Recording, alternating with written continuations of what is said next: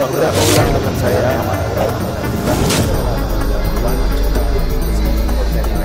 dalam channel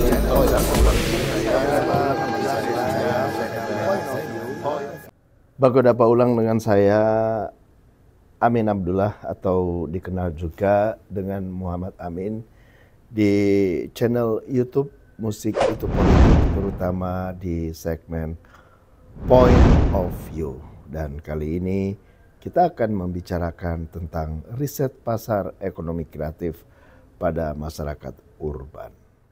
Konten ini merupakan lanjutan dari konten sebelumnya dengan judul Budaya Urban dan Ekonomi Kreatif. Oleh sebab itu saya menyarankan agar mungkin menonton dulu konten tersebut sebelum melanjutkan dengan konten ini. Seperti yang dapat kita ringkas dari konten sebelumnya, bahwa budaya masyarakat urban itu ditandai oleh beberapa hal, misalnya adalah konsentrasi penduduk yang padat, dan kemudian profesi-profesinya itu bersifat non-agraris karena memang tidak memungkinkan ada ladang atau sawah di tengah kota. Kemudian pusat peredaran uang yang tinggi, sangat heterogen dan materialistis. Kemudian juga setiap hari ada kemacetan, terutama pada saat pergi dan pulang kerja. Kemudian sampah ada di mana-mana. Kemudian kejahatan liar dan pengangguran juga banyak yang terjadi. Dan kemudian mobilitas warganya yang sangat tinggi.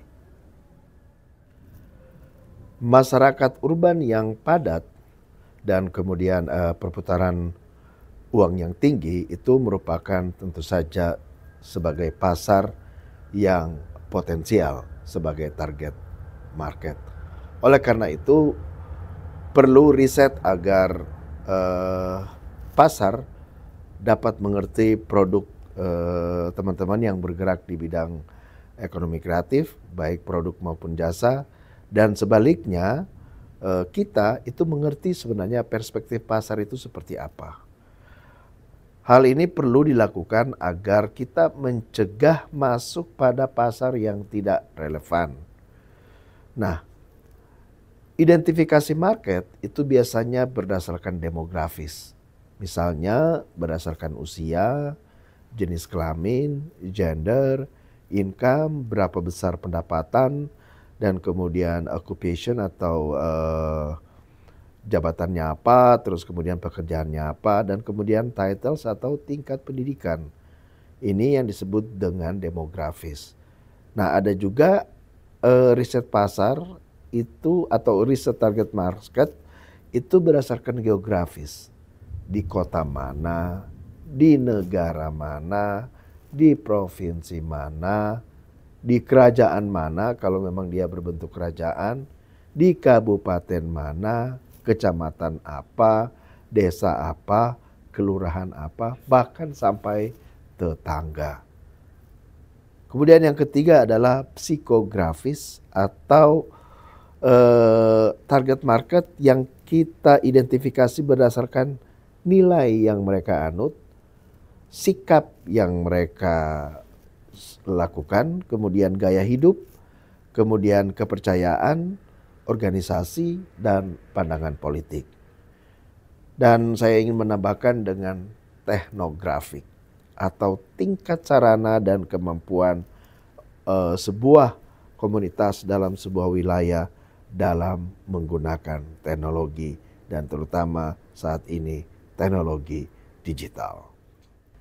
Saya ingin mengambil satu contoh, yakni bagaimana riset market atau target penonton itu diidentifikasi oleh OMG Entertainment ketika mereka ingin menggelar Grease the Musical.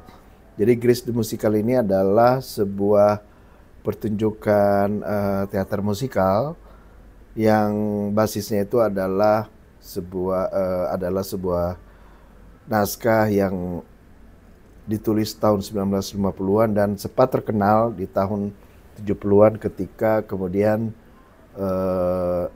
cerita tersebut atau aksi panggung tersebut dialihwahanakan menjadi film.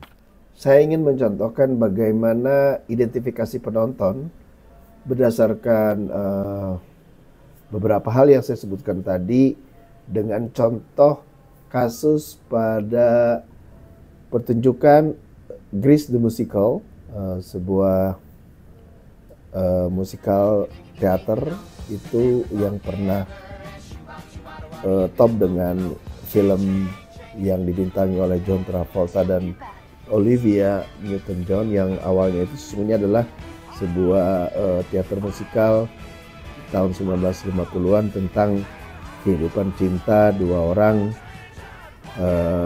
anak SMA. Nah, mereka kemudian produksi ini dilakukan oleh OMG Entertainment. Saya ingin mencontohkan bagaimana identifikasi market yang kita tuju itu dengan menggunakan contoh kasus Grease the Musical oleh OMG Entertainment yang barusan bulan Februari kemarin mentas di tim. Kita lihat bagaimana OMG Entertainment itu mentargetkan sebesar 4.900 penonton, dan itu berdasarkan geografis itu mencoba untuk mengidentifikasi wilayah Jabodetabek, jadi Jakarta, Bogor, Depok, Tangerang, dan Bekasi. Kemudian dari jumlah 11,34 miliar penduduk serta 6.723 km persegi luas wilayah. Nah, itu berdasarkan geografis. Sementara berdasarkan demografis, mereka menyasar sekitar umur 15 hingga 45 tahun untuk yang first market, dan kemudian secondary market itu adalah untuk semua umur. Mengenai jenis kelamin, mereka mentargetkan pria sebesar 30% dan kemudian wanita 70%. Profesi itu kebanyakan dari seniman, karena memang Grease the Musical ini cukup luar biasa ya dari segi teknik menyanyi dan teater sekaligus menyanyi, teater dan sekaligus menari, dan eksekutif muda juga menjadi incaran, dan kemudian pelajar mahasiswa, dan kemudian rata-rata pendapatan itu sekitar 5 juta hingga 20 juta per bulan. Nah, itu berdasarkan demografis. Nah, kemudian ada juga riset pasar itu berdasarkan psikografis. Hobinya apa? Dalam hal ini tentu saja yang dikejar adalah yang mempunyai hobi teater dan musik dan mencintai nostalgia, karena ini memang produk sejak tahun 1950-an yang terus direproduksi terus-menerus. Kemudian digital native, kemudian daya beli menengah ke atas, dan kemudian terpapar. Ya, ini saya menggunakan istilah terpapar nih. Terpapar FOMO atau fear of missing out. Jadi orang-orang yang suka mengupdate gejala-gejala kontemporer yang berlangsung saat ini. Sebenarnya masih ada lagi yang disebut dengan additional customer segmentation ya. Jadi tambahan bagaimana kita melihat bagaimana kita segmen pasar yang akan kita tuju. Kita juga bisa melihat berdasarkan needs based sebuah masyarakat. Jadi apa yang tergolong kebutuhan dari masyarakat itu. Kemudian juga kita bisa melihat dari view based. Jadi bagaimana kemudian cara pandang masyarakat itu. Nah, ini menarik misalnya dalam dunia film. Dalam dunia film itu di Kalimantan itu film horor itu laku ya. Jadi maksudnya banyak produksi film horor dan kemudian ditonton oleh masyarakatnya sendiri. Dan sebaliknya di Sulawesi itu film komedi itu laku. Bagaimana misalnya Uang Panai 1 dan 2 dan beberapa contoh yang lain itu menunjukkan bahwa view based orang-orang Sulawesi kalau menonton film itu suka yang film komedi. Segmentasi yang lain itu juga berdasarkan faktor behavioral atau perilaku. Dan kemudian ada juga live circle stage. Nah ini menarik ini ketika kemudian kita melihat segmen pasar itu mulai dari lahir, bayi, anak-anak, remaja, muda, matang, tua, dan seterusnya. Dengan demikian biasanya kita akan menyesuaikan produk kita itu bisa dia gunakan pada, jadi misalnya dalam sebuah beberapa macam produk itu dapat dikonsumsi oleh satu orang ketika dia lahir, ketika dia bayi, dia anak-anak, dia remaja, dia muda, matang, dan tua, dan seterusnya. Jadi sebuah perusahaan bisa saja memproduksi beberapa produk yang dikonsumsi oleh life circle stage seseorang. Cara lain untuk memprediksi pasar atau melakukan riset pasar itu adalah memprediksikan tren atau outlook. Tadi saya menyebut social media marketing, tetapi itu nanti akan kita bahas di episode selanjutnya.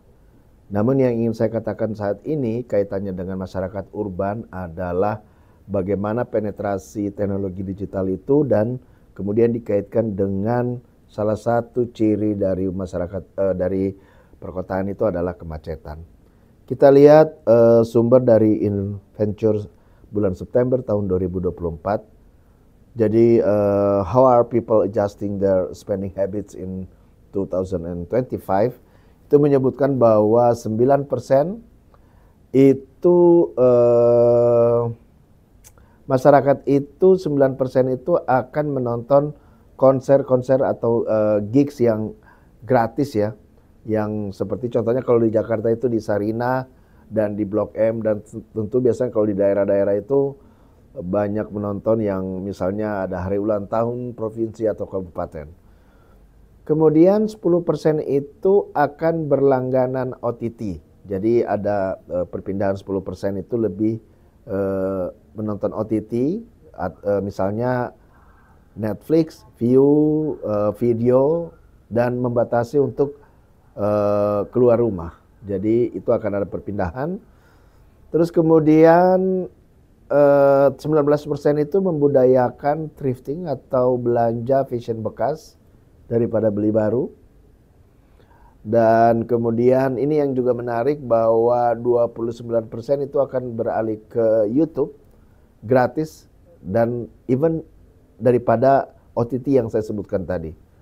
Nah, 35% itu adalah cenderung untuk mengikuti Car Free Day, jadi berjalan kaki ya.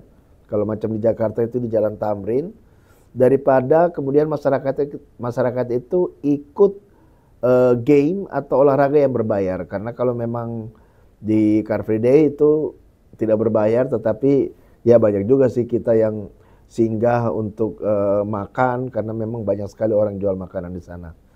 Dan kemudian 44% itu akan membawa makanan dari rumah dan untuk dimakan pada siang atau malam hari daripada membeli di restoran. Nah, saya kira ini bukan hanya persoalan dampak digital, tetapi ini juga dampak kemacetan, juga efisiensi anggaran yang memang sedang dialami oleh bangsa ini. Sebagai penutup, tentu saja masih banyak yang perlu disampaikan dan lebih detail lagi kalau membicarakan riset pasar pada masyarakat urban. Mengingat dunia ekonomi kreatif dan masyarakat urban itu sendiri merupakan bidang dan komunitas yang sangat dinamis bergerak. Tetapi kita cukupkan dulu sampai saat ini dan sampai baku dapat ulang dengan saya Amin Abdullah atau dikenal juga dengan Muhammad Amin dalam channel YouTube Musik Itu Politik, terutama di segmen Point of View.